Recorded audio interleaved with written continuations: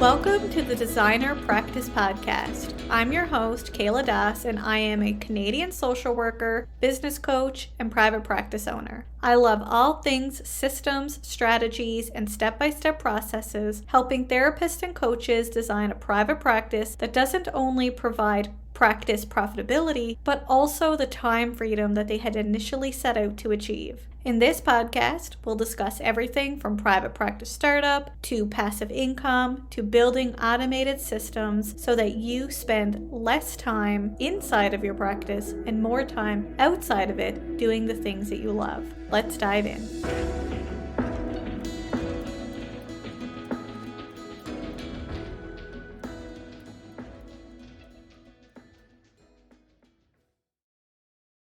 Welcome back to the Designer Practice Podcast. I'm your host, Kayla Das. Today we have Jean Eaton, practice privacy expert and owner of Information Managers, with us.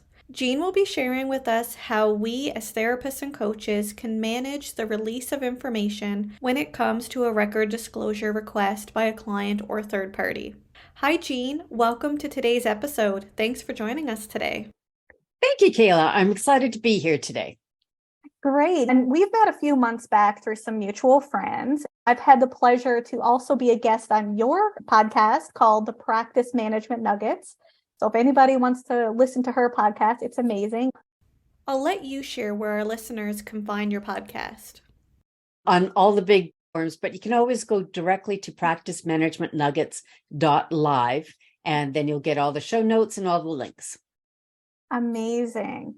So through our conversations today, we're going to be discussing the struggles that some therapists go through when it comes to knowing which steps to take when it comes to releasing information, especially when a client requests it. But we'll also talk a little bit about when other people request it as well, like third parties. So I'm excited that you're going to answer all these questions. Before we dive in, Jean, please introduce yourself, where you're from, a little bit about who you are, who you work with, what your specialty is, all of that good stuff. Thank you, Kayla.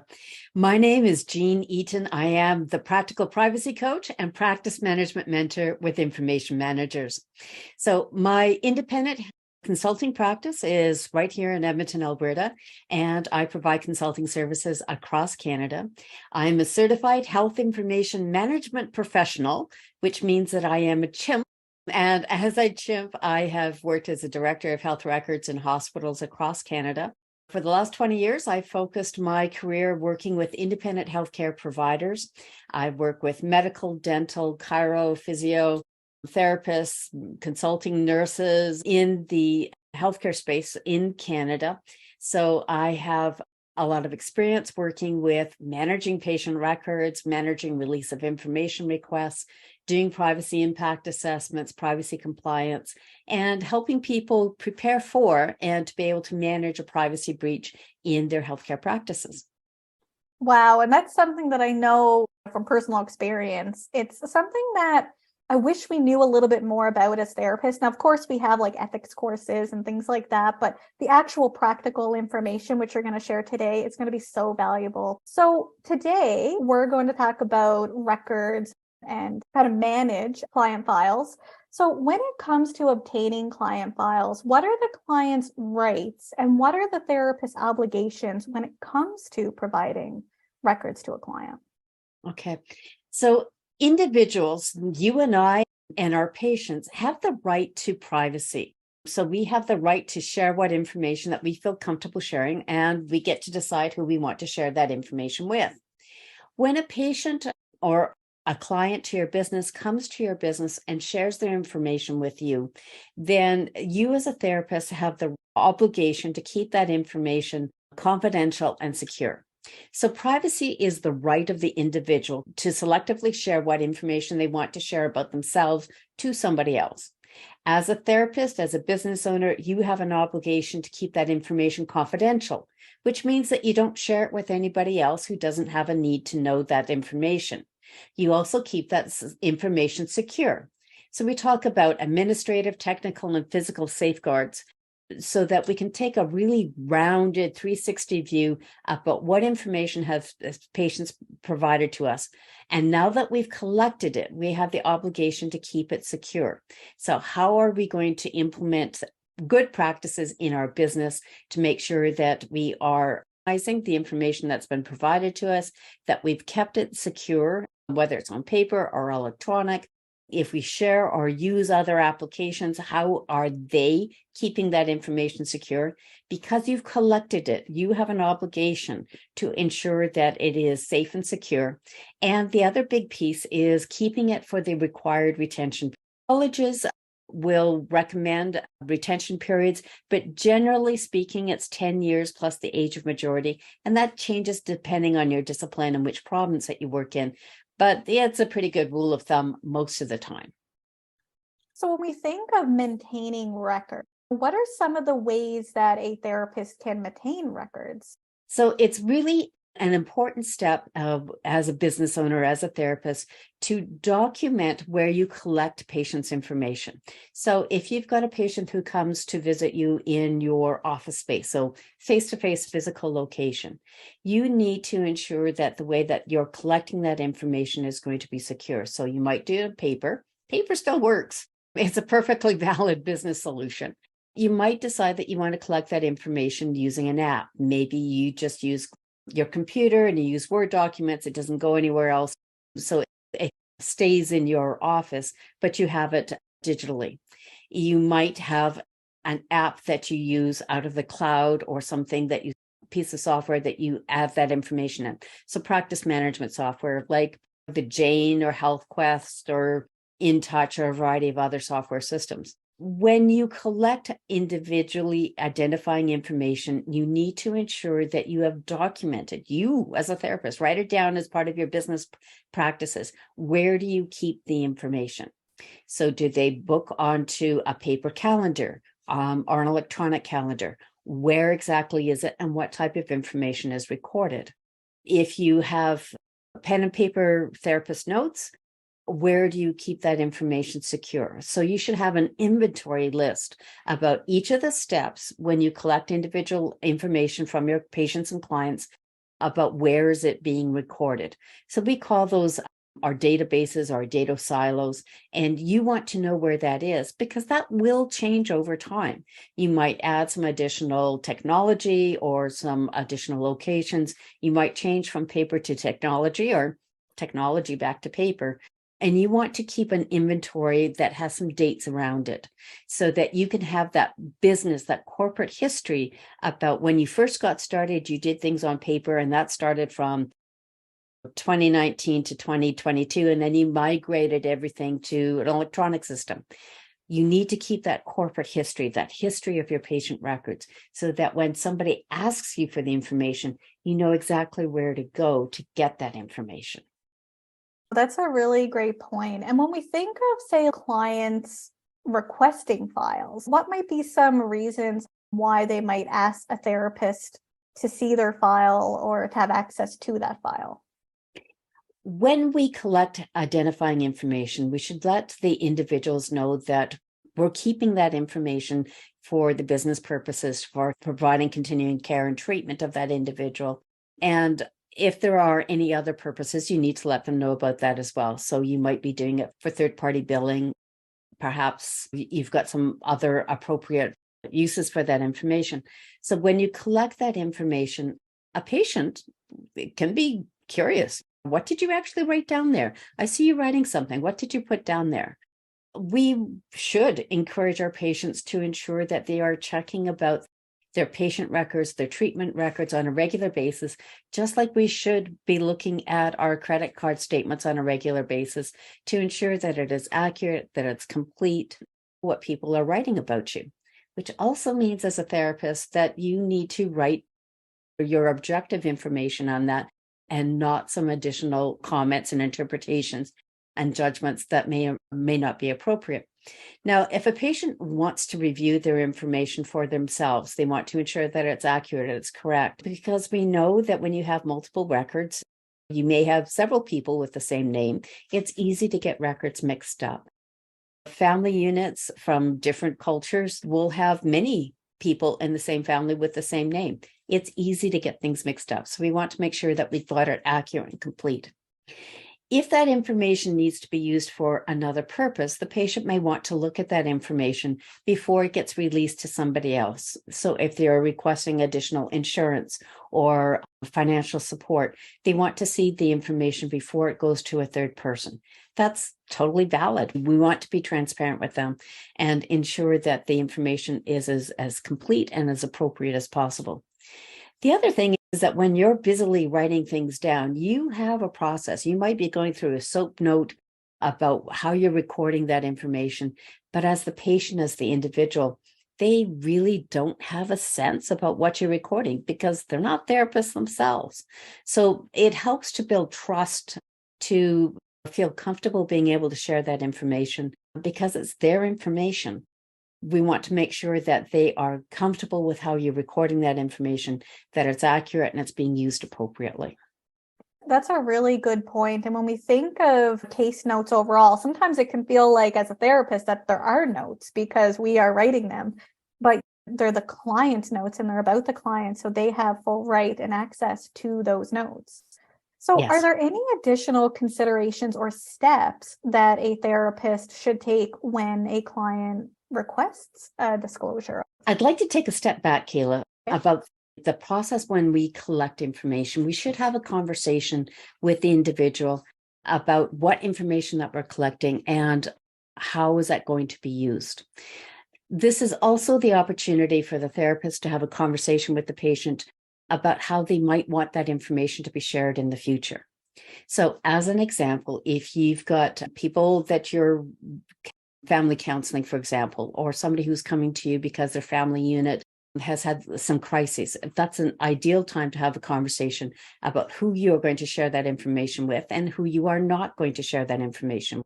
So when you have those types of conversations right at the beginning, it makes it easier for you to make decisions about disclosure sometime down the future. So if you're very clear and the patients have what we call it patients expressed wishes that I do not want my information shared with my spouse or my employer or anybody else that the patient wants, that should be recorded in your client record that is top of mind, is clear, and is a permanent part of the record. So when the client comes to your services for the first time, they say, I don't want anybody to know that I was here. You put that in the client note. And then maybe a couple months later, they say, you know what? I'm feeling better about this. I'm feeling more confident about this. I do want this information shared with my spouse, but not with my children. It doesn't matter. It's not our right to decide for the patient who the information gets shared with, but it is our obligation to record what the patient's expressed wish is and then follow those expressed wishes. Do you need policy and procedures for your practice, but you don't know where to start? I have just the thing for you. Jean Eaton, privacy expert and business owner of Information Managers, sells pre-made policy and procedure templates that includes everything from health information privacy practices to media communications and social media policies to client communication procedures. With these pre-made policies, you can be confident that your practice is protected and you save hours by not having to write them yourself. As a special bonus for listening to this podcast, use the coupon code EVASPARE10 at purchase, that's EVASPARE10, to receive a 10% discount. To check out Information Manager's pre-made practice policy and procedure templates, head over to kayladas.com/practice-policies. Now back to the show. I have a question that I know that some listeners would definitely be interested in too. When we think of, say, expressed wishes, what's best practice? To have things written down? Does it work? Someone just saying, hey, this is okay? From a best practice perspective, what would that look like? Having a conversation with the individual and having the patient or the client say, I don't want anybody to have access to this information. Have a further conversation with them and say, what does anybody mean? Does it mean somebody in your family unit? Does it mean your family physician? Does it mean your insurance company? Tweak out those details because you know what that information might be used for. And the individual, when they first come to you, might not have a really clear understanding what anybody would be.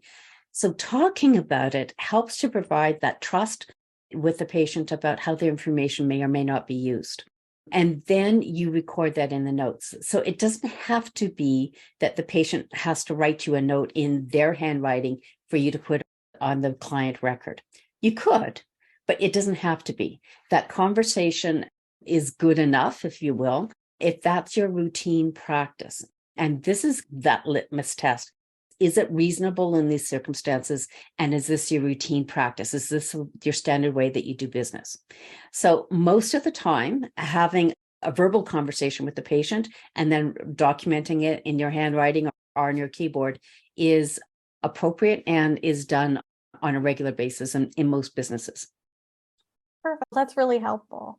So what if a third party? So I know that many therapists worry about a lawyer or police officer or family member or another health practitioner. So when we think of any third party, what considerations or steps should a therapist take when responding to or even validating that a client is their client? Okay. So a couple of background pieces. It depends a little bit on which legislation applies. So if you are a registered nurse and you're providing counseling services, then as a registered nurse in Alberta and most provinces across Canada, they must comply with the privacy legislation that applies to healthcare providers in private practice.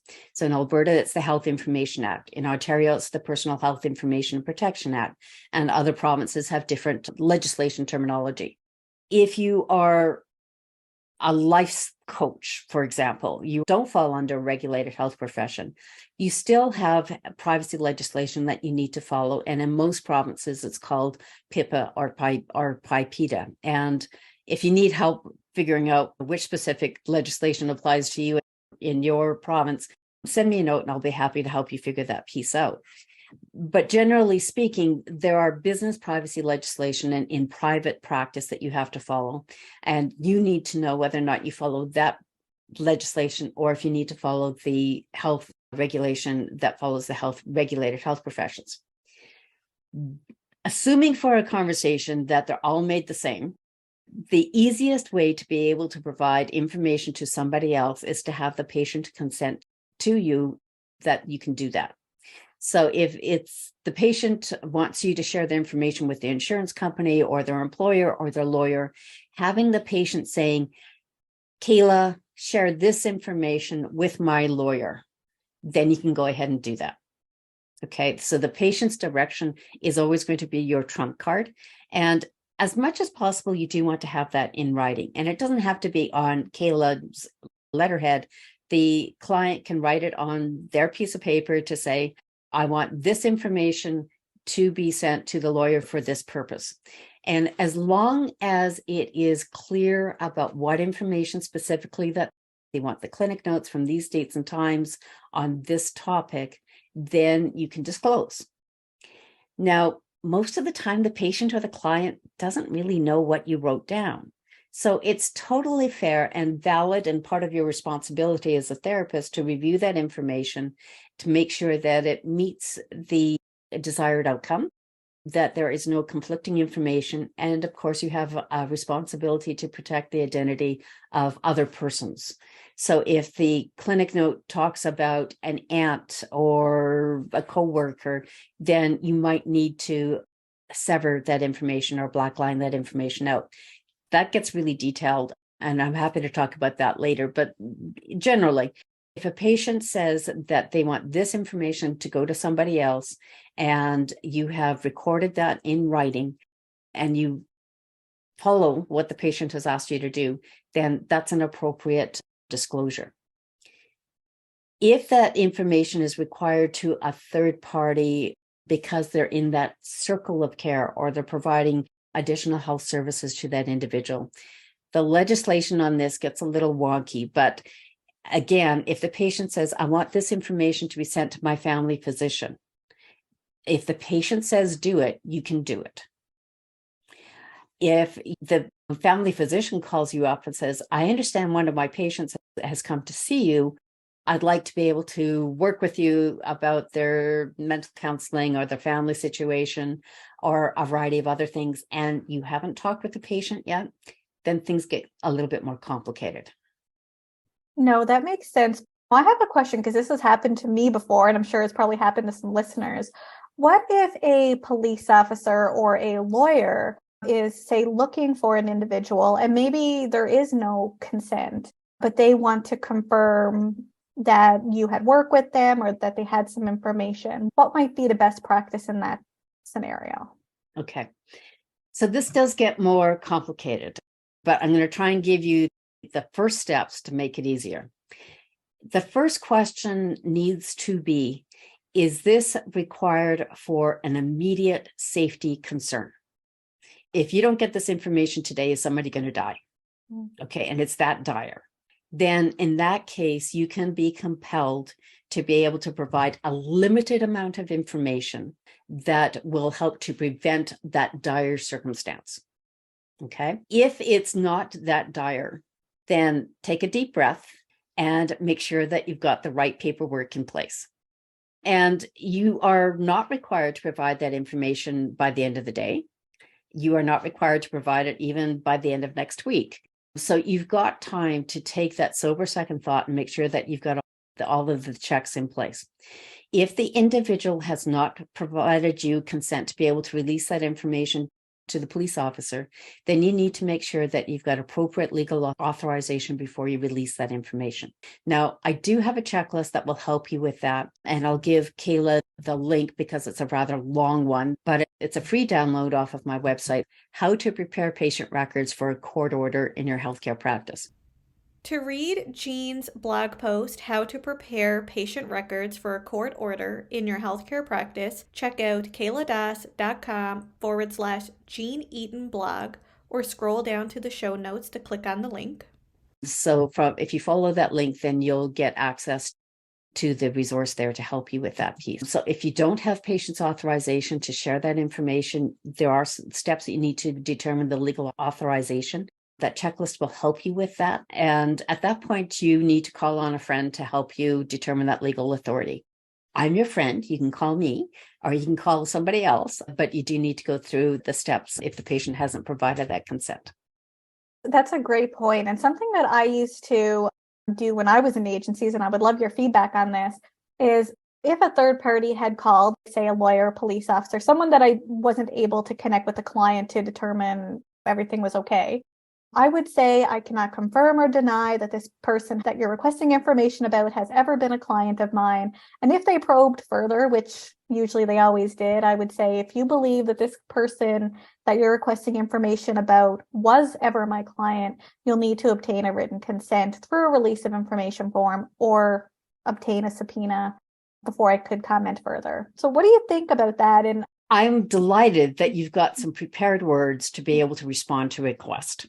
Okay, so you've taken some due diligence, you've got something that you've scripted out, and that's a great step. Personally, I probably wouldn't be quite so formal, but what you've said is not wrong. Having something is far better than having nothing. And the content is not wrong. So if the patient hasn't provided you the consent, you don't want to share information, even confirming that they have been a patient or a client with you before. So that's totally the right approach. They can provide the patient's consent. And so you've opened up that opportunity. You're not saying no, you're just saying that there's a process and there might be a fee associated with that. So that's something else that you have to address.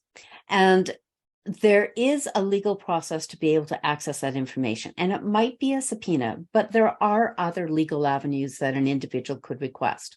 So the person that is requesting has an obligation to know what their legal authority is to request that information.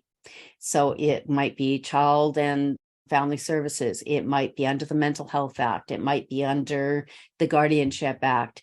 The person that's making the request should know what their legal authority is to make that request. So ask them.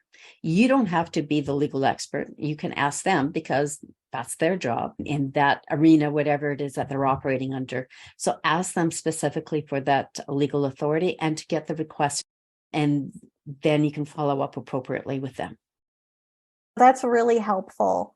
We talked a little bit about online documentation, but when it comes to, say, online communication or documentation, that is really the go-to these days, how people communicate with clients, especially therapists who have virtual practices. So are there any considerations when using technology or any best practices that therapists should take? There are a lot of considerations. So you need to establish a risk assessment about what technology that you're going to use. And one of the things that I see frequently is that the therapist, the healthcare provider will tell a patient, yeah, you can send me the email, but I'm not going to be responsible for it if somebody else reads it. And they try and transfer all of the risk to the patient. You're not allowed to do that. And I'm going to give you an analogy. So we have an expectation of an individual who is a person of authority that they can make decisions on the behalf of somebody else.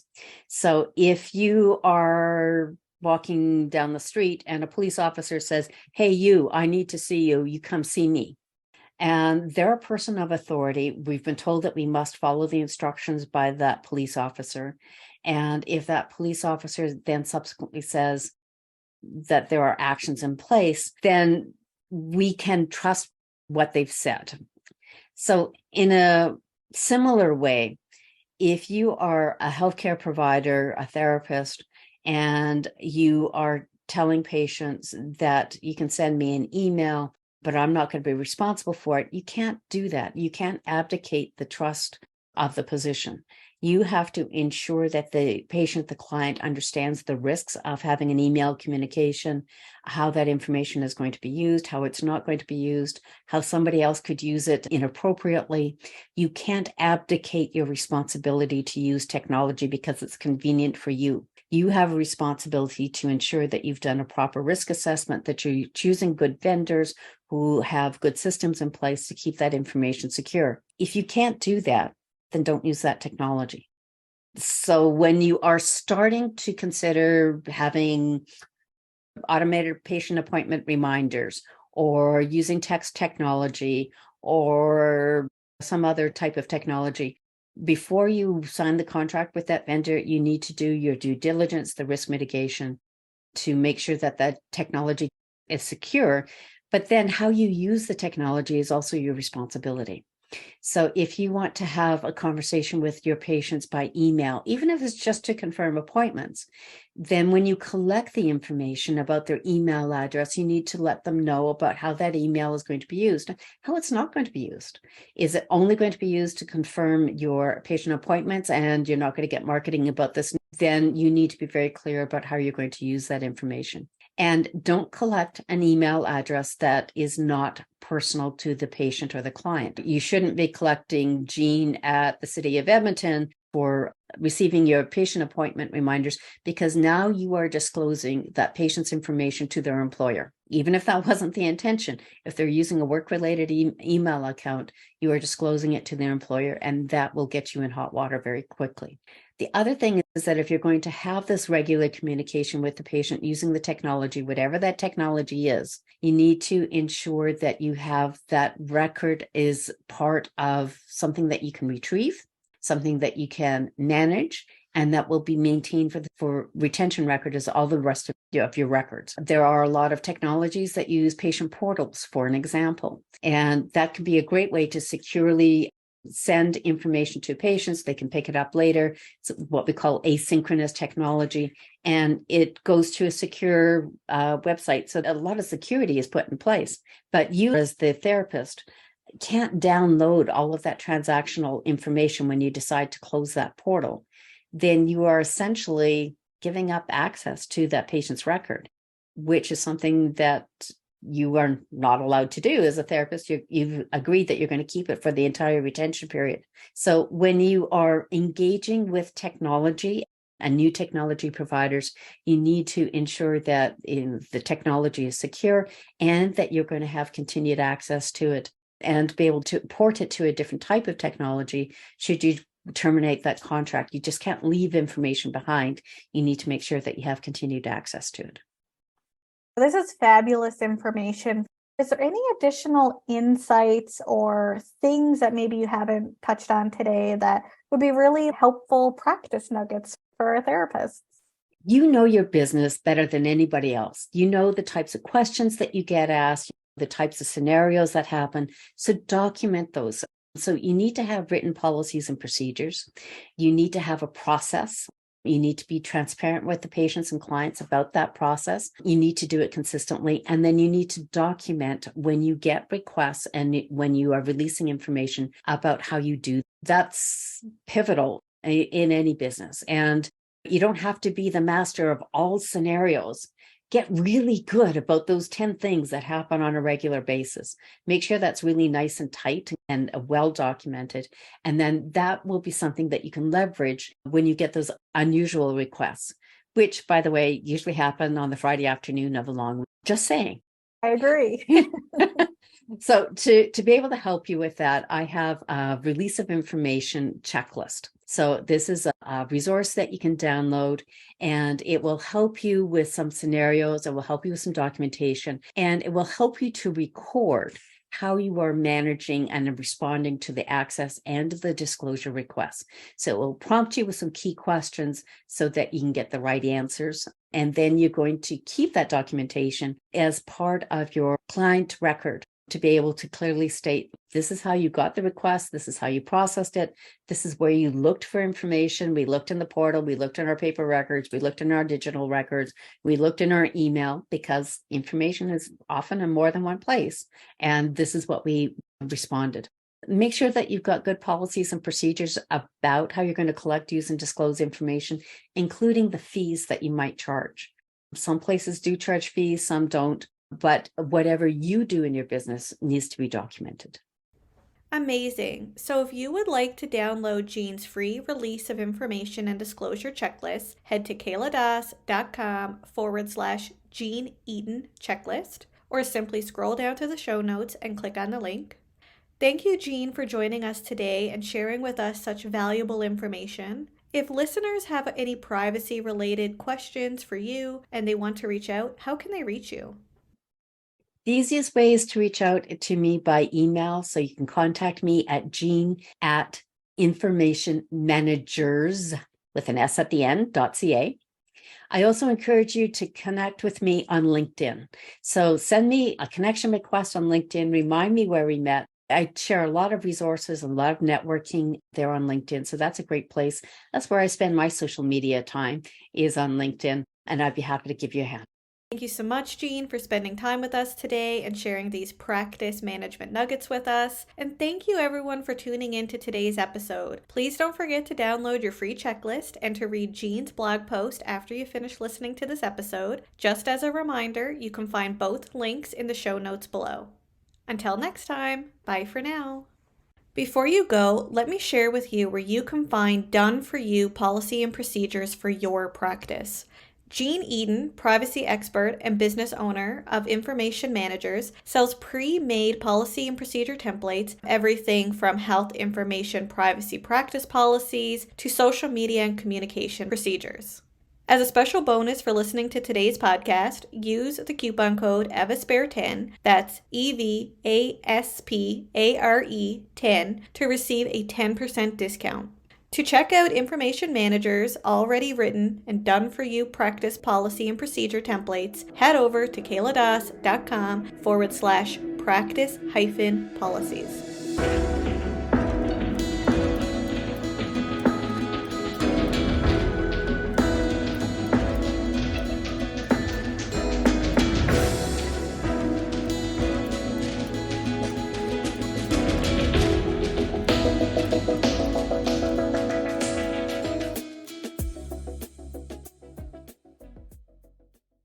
Please be advised that the podcast advertisements and links in this episode may be affiliate and/or sponsor links, where Evaspare Inc. and the Designer Practice Podcast receive compensation for sales or signups made through link clicks. This helps the Designer Practice Podcast continue to provide free and valuable content to you each week. Thank you, and we appreciate your support.